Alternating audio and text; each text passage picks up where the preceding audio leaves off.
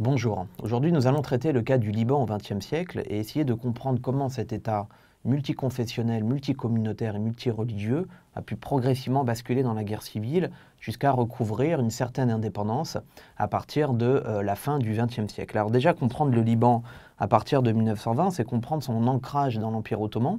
L'Empire ottoman est un empire qui a rayonné sur une partie de l'Asie mineure, du Proche-Orient, du Maghreb, du XIIIe siècle jusqu'en 1920. Là, vous avez une carte qui vous montre le partage et le dépeçage de l'Empire ottoman sur sa zone historique proche à partir de 1920 et du traité de Sèvres. Donc les territoires que vous voyez ici, le Liban et la Syrie, sont octroyés à la France, sont placés sous mandat SDN, mais en fait sont octroyés directement à la France. Et le but de la France à partir de 1920 va être de faire de la Syrie et du Liban une espèce de grande province qui pourrait unifier la totalité des provinces syriennes qui, au préalable, appartenaient à l'Empire ottoman. Les nationalistes syriens, à partir de 1920, vont refuser cette éventualité et la France va s'appuyer sur la présence de maronites chrétiens au niveau du Grand Liban, enfin au niveau du Mont Liban, pour constituer un État à deux têtes, constitué de la Syrie et constitué du Liban.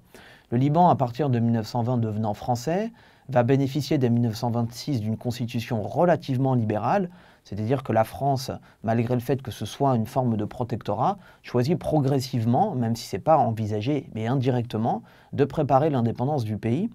L'indépendance du pays qui va avoir lieu en 1943, à l'issue de la défaite de 1940, de la difficulté de la France justement à maintenir son empire parce qu'elle est sous domination allemande, 1943, la France est obligée de donner et d'octroyer l'indépendance à la fois à la Syrie et au Liban, et le pays va se doter, grâce à son indépendance, de ce qu'on va appeler un pacte national. Le pacte national va viser à unifier et à canaliser les tensions communautaires qui étaient déjà présentes sous l'Empire ottoman et sous l'Empire français. Donc là, vous avez une carte qui vous est donnée, et vous voyez bien le caractère mosaïque de ce territoire-là, avec au niveau du nord du pays, les minorités chiites et du sud, les minorités sunnites au niveau du centre et à l'extrême nord, les Druzes, qui est une branche particulière du chiisme qui nous vient notamment d'Égypte et d'Iran, les Grecs orthodoxes et les Maronites, qui représentent la majorité ethnique et religieuse majoritaire du coup, et qui en 1943 vont s'octroyer le titre de président de la République. Les sunnites ici vont s'octroyer le titre de Premier ministre et les minorités chiites de chef du Parlement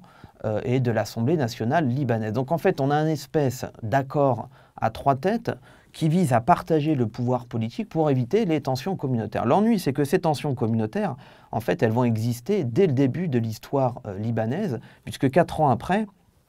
vous avez l'État israélien qui, du coup, va être créé. Donc là, vous avez une carte du Proche et du Moyen-Orient qui vous est donnée. Et l'État israélien, dès 1947, va, à l'issue du plan de partage de l'ONU et en 1948, à l'issue de sa création officielle, va expulser une grande partie des populations palestiniennes de son territoire historique qui vont se réfugier à la fois en Jordanie et à la fois au sud Liban. Donc, revenons à notre carte du début. Vous voyez bien que dès le début du Liban moderne en 1947, on a déjà des foyers de peuplement palestiniens qui commencent à affluer et qui créent des tensions entre les maronites chrétiens qui, eux, sont plutôt anti-palestiniens et les musulmans chiites et sunnites qui, eux, sont plutôt pro-palestiniens. Donc ça va déjà créer des fractionnements communautaires. Nouveau fractionnement communautaire quand en 1969, vous avez les accords du Caire en Égypte qui vont être une solution provisoire entre les fédayines palestiniens, c'est-à-dire les guerrieros palestiniens qui sont réfugiés au sud Liban, et le gouvernement de Beyrouth pour finalement canaliser ces tensions, parce que les Palestiniens représentent un État dans l'État au cœur du Liban, et le gouvernement maronite chrétien souhaite quelque part canaliser cette espèce d'indépendance qui est prise par les Palestiniens au niveau de son territoire sud. Mais malgré cet accord, on va dire palestino-libanais, ça ne va faire qu'exalter les tensions entre les maronites chrétiens et les communautés musulmanes, puisque continue finalement le soutien des communautés musulmanes aux Palestiniens et l'opposition de la majorité chrétienne à ce même peuple palestinien qui est situé au sud du territoire.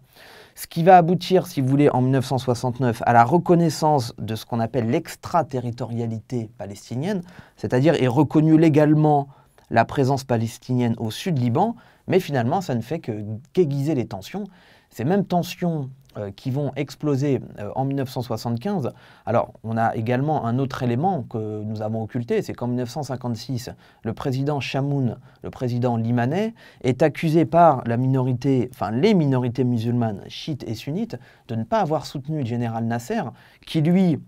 en Égypte, le canal de Suez qui est situé en Égypte avait été nationalisé par le général Nasser et les maronites chrétiens avaient plutôt soutenu les Israéliens, les Français et les Anglais qui s'étaient opposés à cette nationalisation du canal de Suez. Donc finalement, cette affaire de Suez